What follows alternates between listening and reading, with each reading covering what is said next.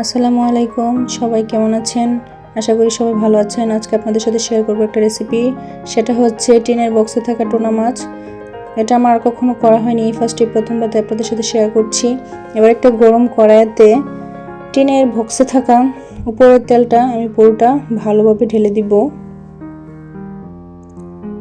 তেলটাকে আমি ভালোভাবে ঢেলে নিচ্ছি। হ্যাঁ, তেলটা ভালোভাবে ঢেলে নেওয়া হয়েছে। তেলটাকে এবার আমার কাছে খুব অল্প পরিমাণ মনে হচ্ছে, তাই আমি সাথে একটু সয়াবিন তেল অ্যাড করব। তাই দিয়ে দিলাম একটু সয়াবিন তেল। এবার তেলটা গরম হয়ে এলে আমরা দিয়ে দিব তাতে রসুন কুচি। দিয়ে দিচ্ছি রসুন কুচি। এবার রসুন কুচিটাকে ভালোভাবে নেড়ে চেড়ে নিব।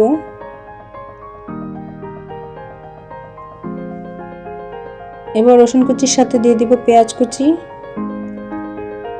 আর পেঁয়াজ কুচি ও রসুন কুচি একসাথে ভালোভাবে মিক্স করে নিব।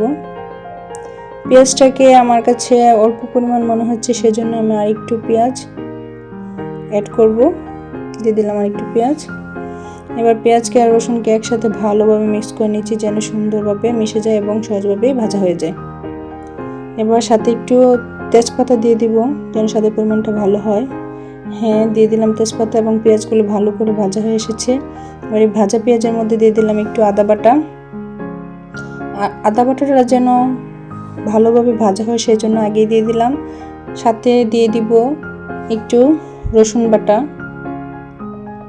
হ্যাঁ, দিয়ে দিলাম রসুন বাটা। এবার আদা বাটা ও রসুন বাটাকে একসাথে ভালো করে মিক্স করে নিব। মশলাটা যেন পুড়ে না যায় সেজন্য এর সাথে আমি একটু পানি দিয়ে দিব। দিয়ে দিলাম একটু পানি। এবার এটার মধ্যে আমি সব মশলার উপকরণ দিয়ে দিব।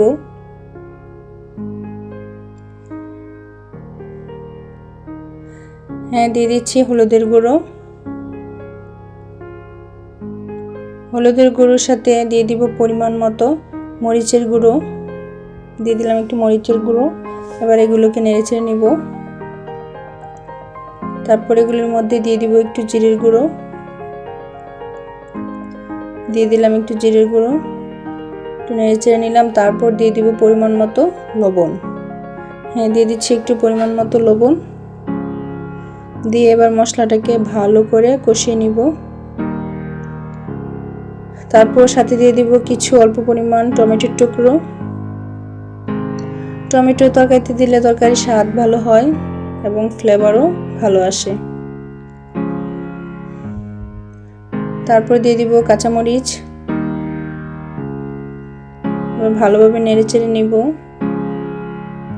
টমেটো গুলাকে গেলে নিচ্ছি, যেন মশলার সাথে মিশে যায়। ভালো করে মিশে নিচ্ছি। তারপর মশলাটাকে ভালো করে কষিয়ে নিব। জানি না কেমন হবে, তবে আমার হাজব্যান্ডের কাছে ভালো হলেই হবে, কারণ এটা ওই খাবে। তো চেষ্টা করছি ভালো করার জন্য। এই প্রথমবার আমি রান্না করছি টুনা মাছ, বাকিটা আল্লাহ ভরসা। এবার মশলাটা ভালো করে কষানো হয়ে গেছে। এবার গোটা টমেটোগুলো ভালো করে একটু গলিয়ে নিচ্ছি, যেন কালারটা সুন্দর হয়। এবার টিনের বক্সে থাকা টুনা মাছটাকে আমরা ঢেলে দিব কড়াইয়ের মধ্যে। এটা ভালো করে ভেতর থেকে খুলে নিচ্ছি। খুলে নেওয়া হয়েছে।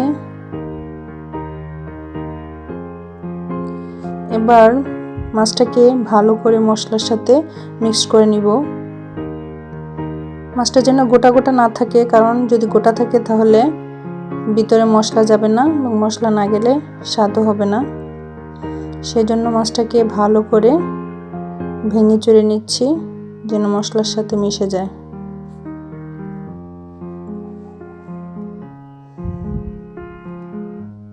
ভালো করে নেড়ে চেড়ে নিচ্ছি।